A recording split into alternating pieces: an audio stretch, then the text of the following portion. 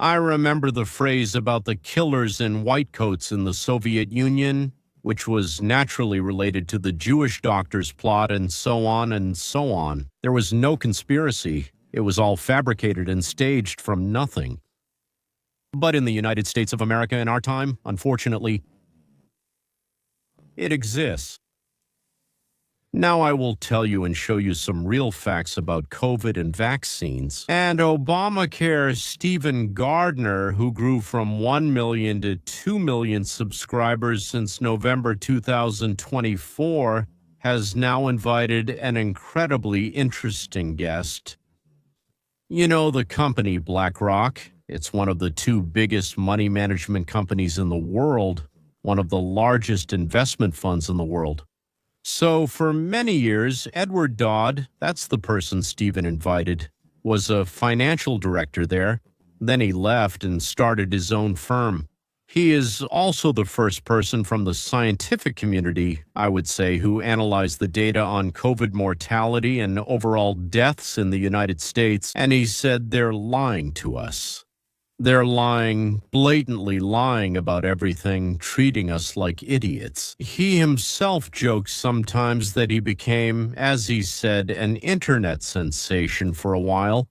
And honestly, it's hard to argue with that statement. And by the way, those who tried, who lied, who deceived us, and so on, they managed, I would say, to make several trillion out of thin air, just like Charlie Chaplin. One runs ahead, breaks the windows, and the other follows shouting, "Glazier!" So, as they say, they suddenly discovered that something was hidden in the bushes. I apologize for those who don't know this story about Amelie Gillers. It won't mean anything to them. But let's get back to our day and to the government shutdown at Barney Zanuck. All right, you mentioned it doesn't look good for the Democrats. A guest on cable news network said the same thing. Let me play that for you. I don't think this benefits the Democrats. Donald Trump is negotiating peace in the Middle East and is flying to Egypt to oversee the agreement between Hamas and Israel. And meanwhile, Chuck Schumer is walking around the Senate trying to set up a photo op. I mean, it's a split screen between the actual governance of the Trump administration and Senate Democrats just trying to figure out their message, right? Senator Van Hollen pointed out, or did he call it, sorry? He called the expiring Obamacare subsidies a ticking time bomb planted by the Republicans. They were introduced in the American Rescue Plan Act, the American Rescue Plan, in 2021. I was in Congress. Every Republican, including me, voted against it. It was the Democrats' budget reconciliation bill. It went to the Senate and it needed 50 votes in the Senate. They talked about making it permanent, but they couldn't get unanimous Democratic support for that. It came up again in the Inflation Reduction Act. They postponed the decision again, only Democrats voted in favor of it, and they couldn't get Democratic agreement to make it permanent. And now, somehow, years later, it's the Republicans who are the stumbling block. You were right in March, sir. Chuck Schumer should keep reopening the government. And now Donald Trump is forced to use tariff revenues to support food stamp and women, infants, and children programs. He is reallocating budgets in the Department of Defense so that the troops get paid. He is actually working while the Democrats are still trying to figure out their messaging.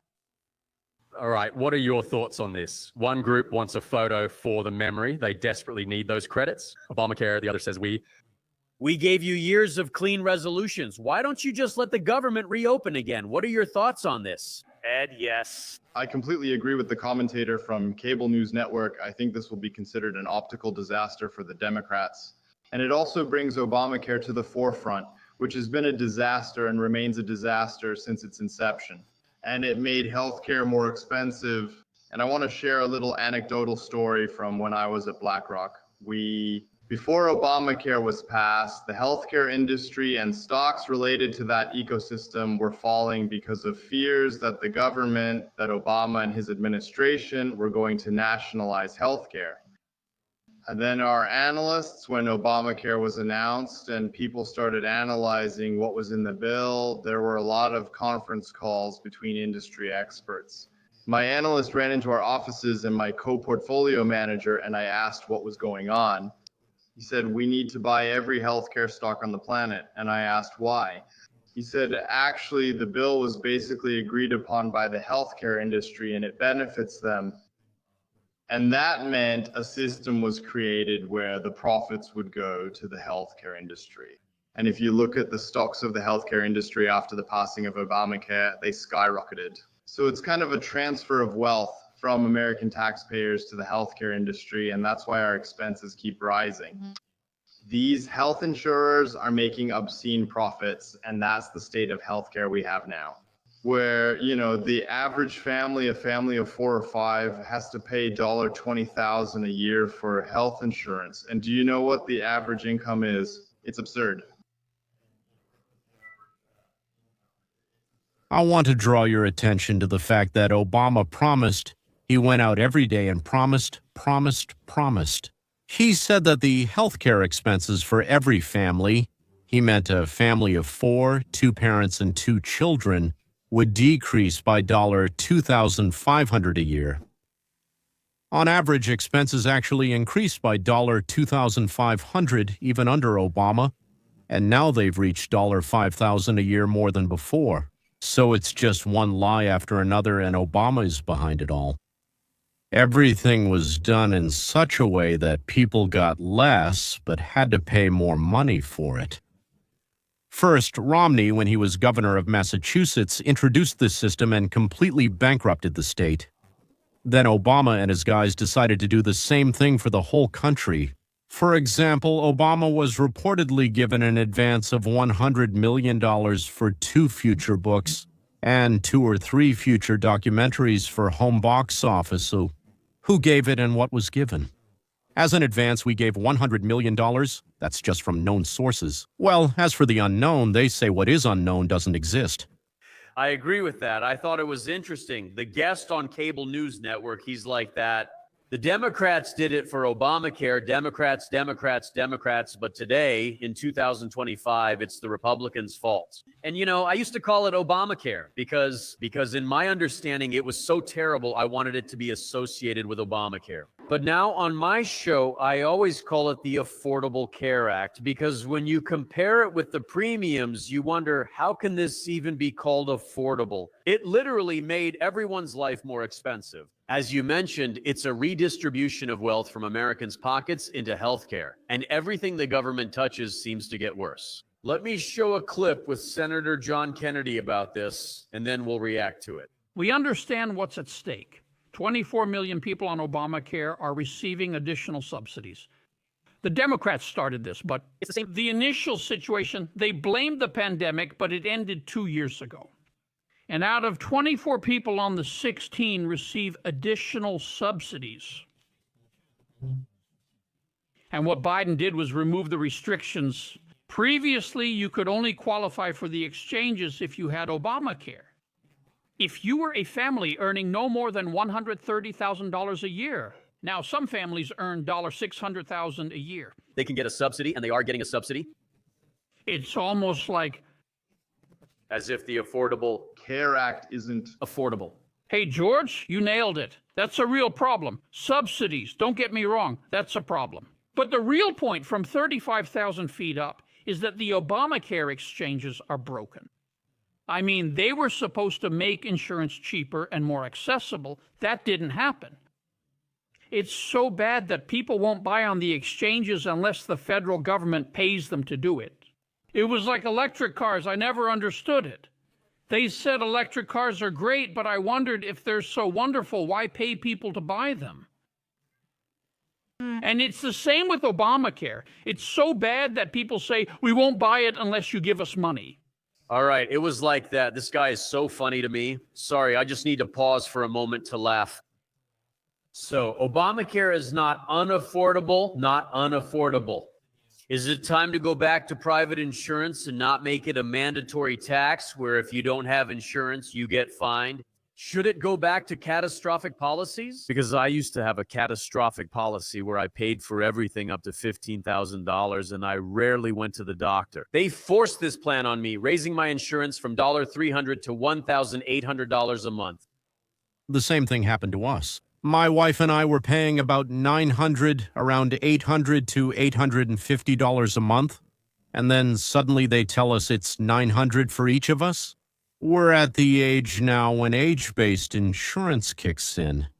And now I'm paying again about $400 to $550, I think, dollars a month for both of us. But that's already my own choice. So we wouldn't have to pay anything if we went with the basic insurance. It's actually pretty decent and all, but when you pay a little extra. So there are certain options we wanted to keep for ourselves, but for people on a salary, there are different salaries, yeah. I mean, people who in general have to watch their money. Paying $1,500 a month for insurance for a family is a huge and completely unjustified expense. Yeah, basically, when Obamacare was passed, it forced a lot of sick people into the insurance pool, and the insurance industry had to take them into account. Instead of, offering someone like you an affordable plan because you were healthy, you had catastrophic insurance. And by forcing these pools, they made the risk for insurance companies unbearable. So what do insurance companies do when the risk increases? They raise prices. So they're not going to cover those costs. And so the care for sick people was spread among everyone else. And that's why everyone's premiums go up. And unfortunately, since COVID, it's only gotten worse with the state of chronic poor health that we've seen exploding since COVID. The number of disabilities in the United States has increased from 30 million to 36 million over a 5-year period. Disability. I don't mean missing a limb, I mean people who can't work or support themselves. It increased in the United States from 30 to 36 million in 5 years. That has never happened anywhere before. Operation Warp Speed is a miracle. That's it if you want, but we won't force you. Joe Biden says, hey, we invested a lot of money in this. Big Pharma tells me that God created arms for 2 reasons, for the flu shot and for the COVID shot. We're going to make everyone do it. Eventually, the court said, you really can't do that. What do you think about that? And then when I saw that President Trump got the COVID booster last week, I thought, oh my God, come on, man. He gets information directly from Big Pharma, unlike Robert F. Kennedy Jr., who has all the data showing how harmful these vaccines are. What are your thoughts on this? Yeah, listen, Trump is actually doing really well in many areas. Unfortunately, he has a blind spot when it comes to COVID. And Operation Warp Speed, looking back, probably wasn't the best thing that ever happened. So he's stuck. He's stuck in the inability to admit that maybe a mistake was made. So getting the COVID shot really disappointed a lot of people in what's it called? The Make America Healthy Again movement. And well, one of the things I did early on, and basically the reason I became a modest internet celebrity was my analysis of excess all-cause mortality in the United States population and around the world. Our website, Finance Technology, spelled with a P, has a section called the Humanity Project, where we detail all this work. We saw a sharp increase in excess mortality in 2021 in the second year of COVID, and especially among young people in the third quarter, according to the insurance industry's own analysis. You may not know this, we checked it, but their numbers showed 80% excess mortality in the third quarter of 2021 among millennials. That's ages 25 to 44. And what did that say? And, again, we're just Wall Street analysts. And over time, the medical literature proves that we're right. We blamed the intervention, the mandatory intervention, the mandate at that time caused this spike, and it made sense to us. Because it was in the third quarter of 2021 when every corporation in the United States said, you need to get this to keep your job. That triggered the procedure for the millennial generation who were skeptical about the vaccine. They had to do it, and that caused a spike. The good news is excess mortality has dropped a lot. But unfortunately, it's still holding at a certain level. According to forecasts, not ours, but those of the Swiss Reinsurance Corporation, this will be with us until at least 2030. And of course, they blame the new virus from Wuhan for this.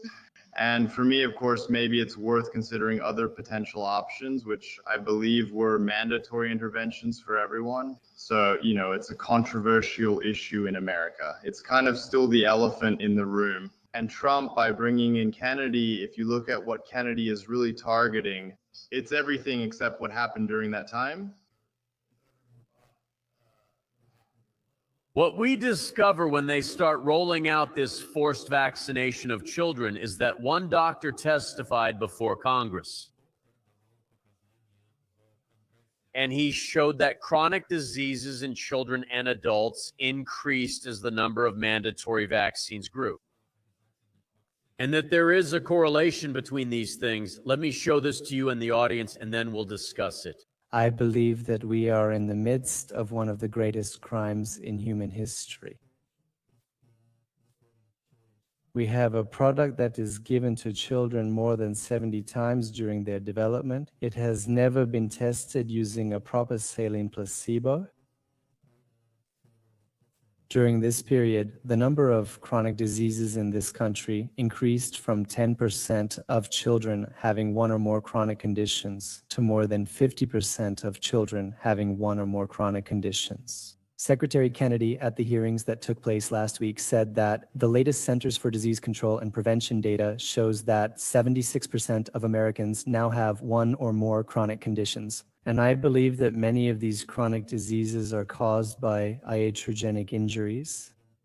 We have 3 million children with autism. In 1970, the rate was so low that it was basically zero. I'm outraged by this, and I think everyone in this room should be outraged by it. I don't know how else to say it. Obviously, we need to change course in this country, and I'm terribly disappointed in the medical profession.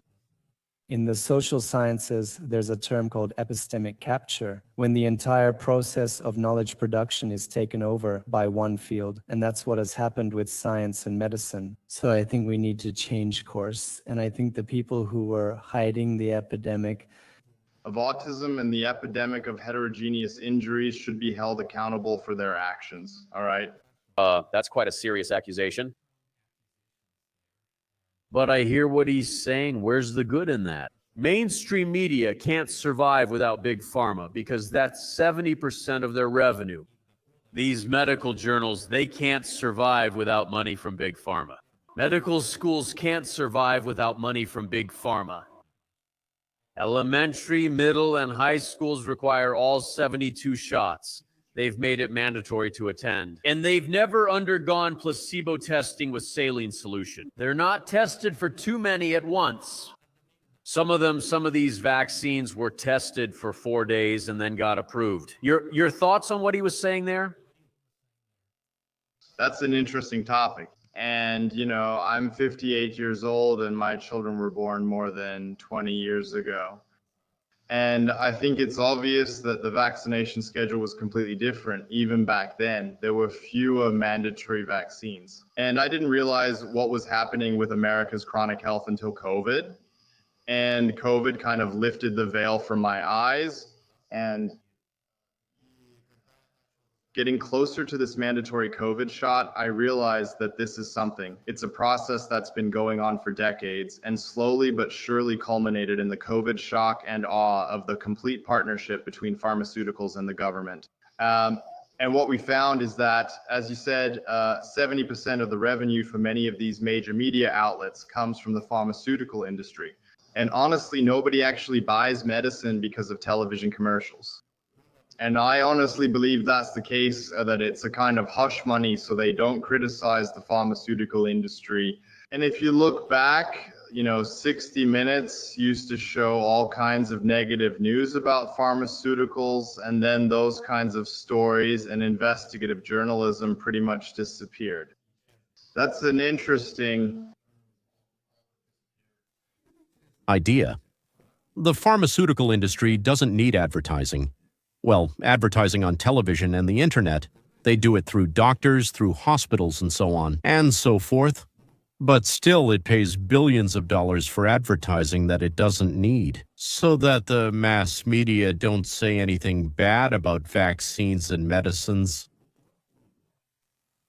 Honestly, that sounds believable. Roger Ailes, the late Roger Ailes from Fox News told Bobby Kennedy, I love you, Bobby, but don't you dare say anything bad about the pharmaceutical industry on my show. We'll take you off. Those are hush payments. And then in medical journals, it's called kickbacks. And so, unfortunately, this has become a way of doing business, and over time, it has become institutionalized. This is an institutional imperative focused on protecting the money machine, not human lives. And unfortunately, many people, I think, have gotten used to this way of doing things and just accept it. And this is institutional decay we have here. It's deep, and it will take many years to unravel it. And even today, considering what we know, it's still very controversial. And you can see the kind of reaction people get when they try to make reasonable arguments. We just had Cheryl Hines on The View talking about her husband, Bob Kennedy. She did a great job defending what he was doing, but you could notice how the hosts of the show were subtly expressing hostility towards her. And I think that's because most of their income comes from the pharmaceutical industry, and they know it. Everyone in show business knows that between 50% and 75% of their earnings come from the pharmaceutical industry, and whoever pays for her dinner gets to dance with her. Ladies and gentlemen, this has been, is, and apparently will be the case until the second coming, and maybe, by the way, even longer, even after it. Here is Robert Kennedy's wife, our Minister of Health, in an interview with Megyn Kelly. Rouser Fox. When I worked at Fox, if you said anything about the vaccination schedule for children, you would immediately get a call telling you to stop talking about it. Pfizer was a major advertiser for us. When I was younger, I didn't fully get it. It's strange how some topics are off limits. That's right. And he's like, yeah, the third one. Rail. Let me love him, let me hug him, and you're like, no. I'm like, Bobby, That's it. how would take people crazy. So, Just more and more confirmation. Do you think Anderson Cooper, who gets 70 to 80% of his $10 million salary, will ever tell us the truth about Big Pharma? They can't. They'll make adjustments. Like she said, you'll get a call right away. Stop it or you'll lose your job. It's just sad that corporate takeover has infiltrated our lives. And like Megyn Kelly said, I never made that connection. I think now Americans are starting to make that connection. didn't know the details, but we understood the big picture. We saw it. We felt it. People in white coats and people in plain clothes, in business suits and ties, and people in front of the camera, and those who pull their strings through the earpiece microphone. They all betrayed us completely. All of them betrayed all of us, and they are terribly afraid. No, they're not afraid of us. Not that something will be discovered, but that their bosses will say, you're fired. Now someone else will be taking bribes, maybe a different guy or maybe a woman. And you get out of here, go far away. Absolutely.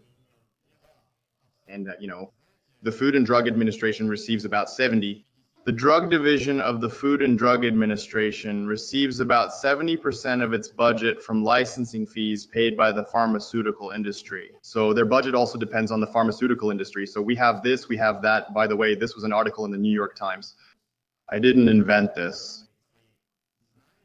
This isn't my number. So the whole system is set up to protect itself and ensure a constant flow of money. And it's sad that we have so many people, and many of them don't realize they're doing it. Some do realize it. It's like when you get into an institution and you're young and you pretty quickly figure out how to succeed in that institution and in the way things are done, and then it just becomes the way things are done. Everyone just accepts it, thinking it won't affect them. But do you know who it does? Someone in those departments and in those institutions probably had a child or a loved one who was affected by those decisions. Yeah, that reminds me of what you just said from the movie Idiocracy, where they say, we water plants with Gatorade because Gatorade is good for the body, so why wouldn't it be good for plants? But the more Gatorade we pour on the crops, the more they die. Well, so what do? We give them extra Gatorade. Clearly, the answer is more poison. So it's just sad, but I believe that a great awakening is happening, a great realization of what's going on around us like never before. At least that's my hope and prayer for America. I still don't see how we're going to get out of this. Everything is tied up.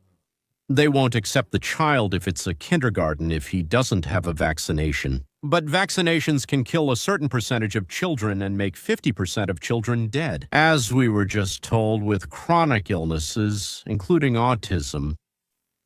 So what should you do? Not go to work, keep your child at home, or not have children? You can choose not to send your child to kindergarten, but you must send them to school. Skipping kindergarten is optional, but school isn't.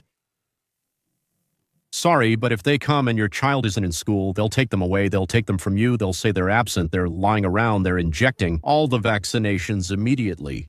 There's an option now. Please stay at home and do homeschooling. Sign up with one of those so-called homeschools. So you don't need a vaccination for school. The child wants to swim. Without a vaccination, they won't let him into the pool. He wants to play with other kids and go to art school. Without vaccinations, they won't let him in.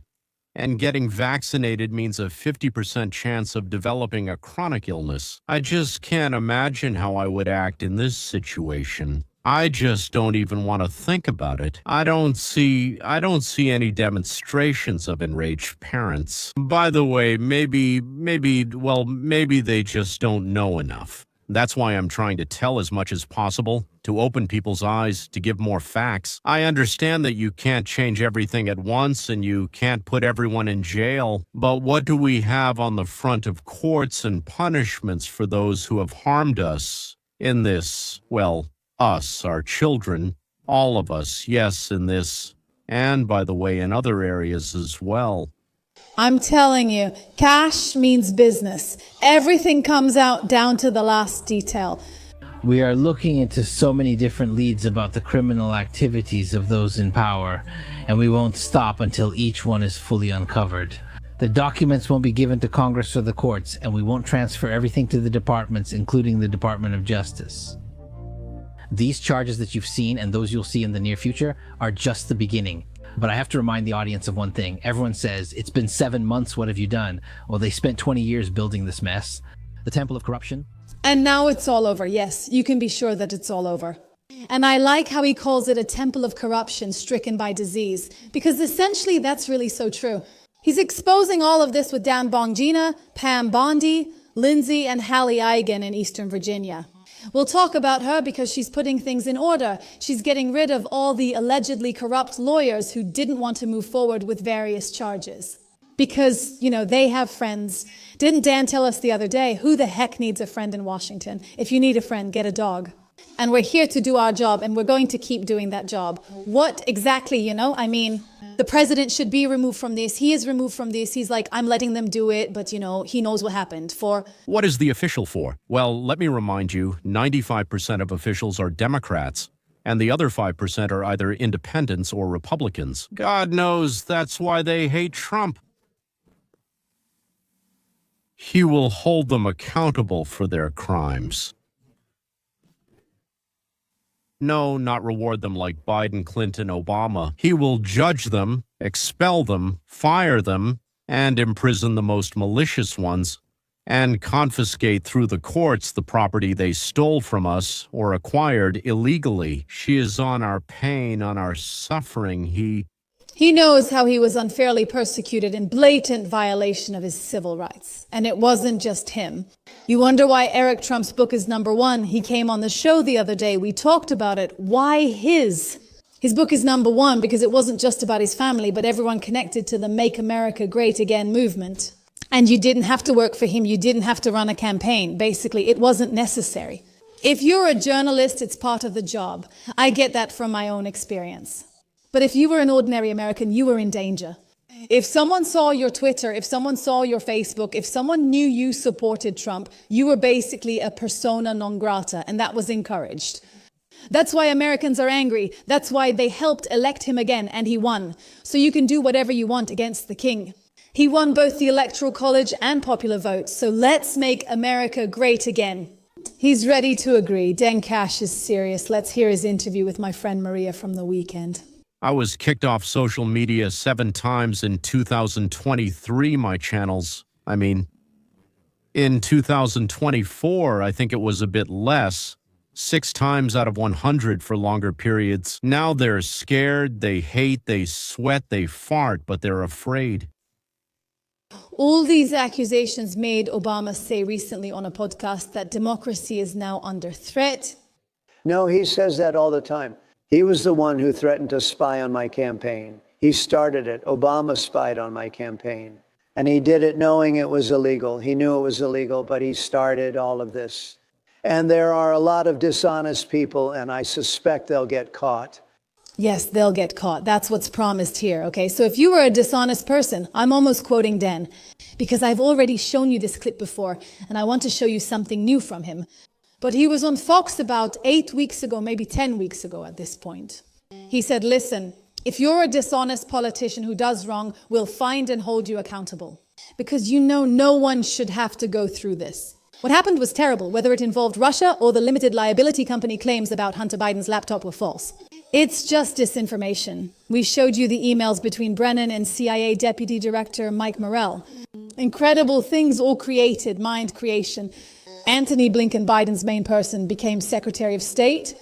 Oh, he didn't make a peace agreement in the Middle East, did he? Oh no, what did we see with Anthony Blinken? We saw the outbreak of war between Ukraine and Russia. We saw the disgraceful withdrawal from Afghanistan, during which soldiers died, American soldiers, unacceptable. Dan Scavino appeared on air with Lara Trump, Eric's wife, over the weekend. And he said, you know, this time everything is different, completely different, because this is Trump 2.0. Baby, get used to it. The differences are incredible. We're no longer attacked or investigated daily. The mind games they played, they wanted to silence us. In the end, they wanted to put us all away for life. Then, when he announced his run for president, we went full steam ahead. We worked in the courtrooms. We're behind the scenes posting on Truth Social, campaigning and turning his press conferences into closing arguments. Butler, Pennsylvania, which we talked about last time, changed everything. It literally changed everything. From then on, I knew he would be the 47th president of the United States. And then he just put together a great team of people when we won the presidency. I mean, it's all unreal. I don't even have time to sit down and think about it, to think about what we've been through, what we've done, and what we've achieved. There will never be another President Trump. Never, never, never. He is improving history, fighting daily for your children, grandchildren, great-grandchildren, and my family. That's why I do what I do. We could go out tomorrow and make millions of dollars. Instead, I receive a government salary to fight for the American people daily. That's what this administration is about. All for President Trump because they adore and love him and they love the American people. They are patriots, and that's why we're here.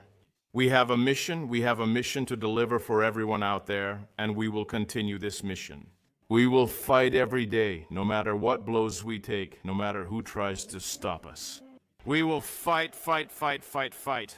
We will keep cleaning, we will keep draining, we will identify and punish the killers.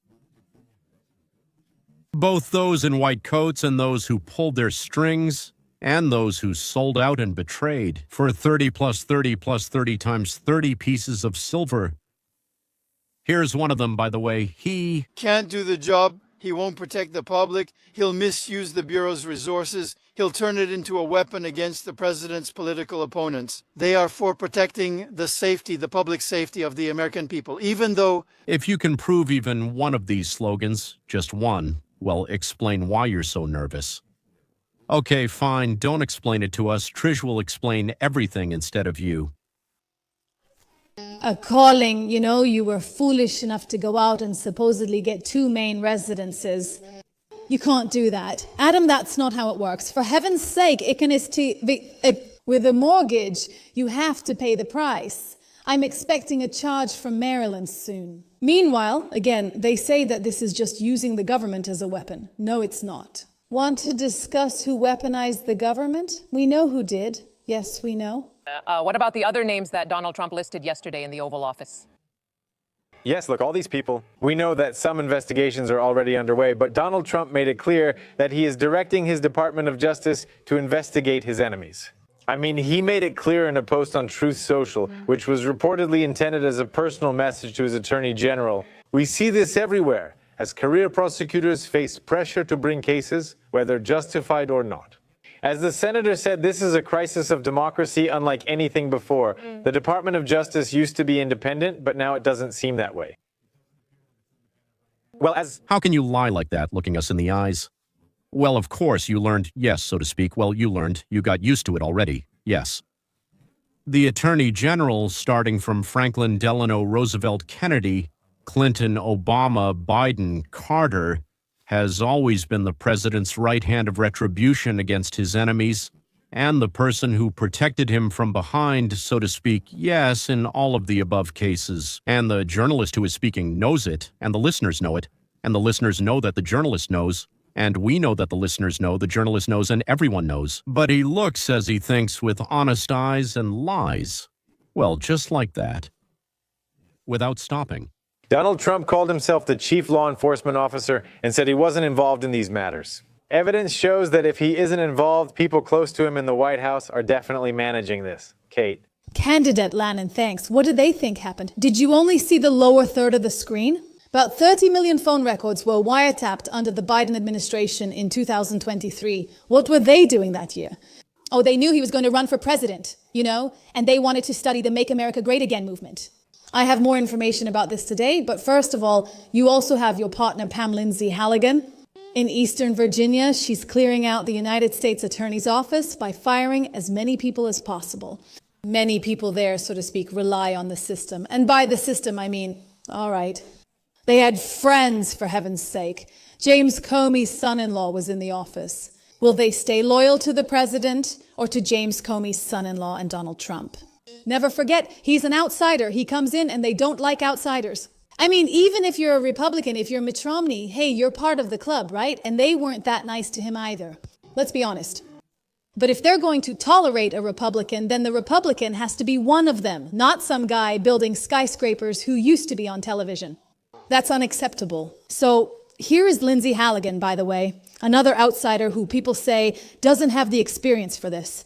But he brought her anyway, and she fired a couple of women here over the weekend. Beth, do you see Kristen Bird? Apparently, they've stopped working in the office since Friday. She had been working in the department, as they say on cable news network, since 2007. Now, one source claims that this happened because Halligan believed they were leaking unauthorized information. They weren't on her or the president's side, and they leaked information to the press like a sieve. We need stronger defenses. You know what? Any chief executive officer joining a new organization should remove anyone who doesn't support them or leaks information. You probably think that Americans are as voiceless as cows like the residents of the Russian Empire. Then I have to show you the town hall. Well, it's a meeting. The mayor of Chicago, who is fighting against Trump, is trying to prevent the city from being cleared of criminals. This is the main task of the mayor of the city, to make sure, God forbid, that there are no criminals in the city. So what for? He also fights to make sure that hundreds of thousands of illegal immigrants receive money from the budget, which theoretically should go to United States citizens living in the city of Chicago. Just listen and, after all, be happy for our country. Here, you have a real South Shore resident here, someone who has lived here for 63 years, an unpaid protester, not someone who gets paid through the 501st. You have a real resident of South Shore here. Now what are you going to do? She is not an elected official, she is not a journalist, she is not an activist. So Mrs. Jackson is probably a resident of Chicago, a citizen of the United States of America. She doesn't like what the authorities in her city are doing. She came to tell them this to their face. Hey. You made these people here act like if they were really for the police, against the police, whatever it is, they would have dealt with the Laquan McDonald case so we could get you out of here. Yeah, wipe your face, You're wiping your face because you're probably sweating. Let me tell you something. We're coming for these seats. And first I told you this, then it spread to the city council. But now you're going to deceive Black Americans and American citizens by being frauds and showing how bad the democratic country, the Democratic Party is. Black people in America, American citizens, say it with me. From the East Coast to the West, from North to South, the Democratic Party. We are warning you all across America. This is That's right. We're coming for these places. That's right. She won't vote for the Democrats anymore. That's one less vote for the Democratic Party, and there are many more like her. They may not have joined Trump's camp yet, but they're already very close to the beginning of spring 2026. The country will feel the impact of the reforms, the effect of new technology investments and tariffs leading to expanded United States manufacturing. I would say May, at the latest June, no, most likely May of 2026. And then she, her neighbors, children, friends, and colleagues will come to Trump in large numbers. But right now, I'm glad that finally someone has started fighting for our children and not for money from pharmaceutical companies. Here are our teachers. Yes, they are against our children. Otherwise, bad teachers could be fired, but they stand as a wall. The union doesn't let anyone get fired. If bad teachers were fired, if good ones were encouraged, if creativity was encouraged, then education could be improved, and in all schools at that. For everyone, whites, blacks, greens, browns, we are united with no division. Yes, but they claim schools in the ghetto are bad. They'd improve with better pay. That's right, that's how it is. So they pay well. Whether you work well or badly, whether you work or not, whether you do it or not, you don't pay. It's all the same. Depending on your years of service, the main thing is that you have many years. No matter what you do, but many years. Here are our doctors. Smollett is more dangerous than the spread of Telly Button. Tell me, are they for our children or do they just want to make money? Bureaucrats in cities, states, and federal, let's say, all kinds of institutions, demand that we give them more and more money. Our money, by the way, the money we earned, we would spend it on our children, but we're forced to give it to them because otherwise they'll destroy us. Try it, try not paying, and then try to resist. Say, if anyone comes into my house, I'll shoot. Just watch what happens. So these are the bureaucrats. Do you think they're doing it for our children? No, only we are for our children. And I strongly advise you not to forget this and to be very happy that, by an absolutely lucky coincidence, that is, the stars aligned. I don't know, everything aligned, the tram passed, and with the ticket we won. So Kennedy and Trump are also for our children. Do you remember this, ladies and gentlemen? This won't last long, so we need to take advantage of it. Take advantage of it. That's all. Goodbye.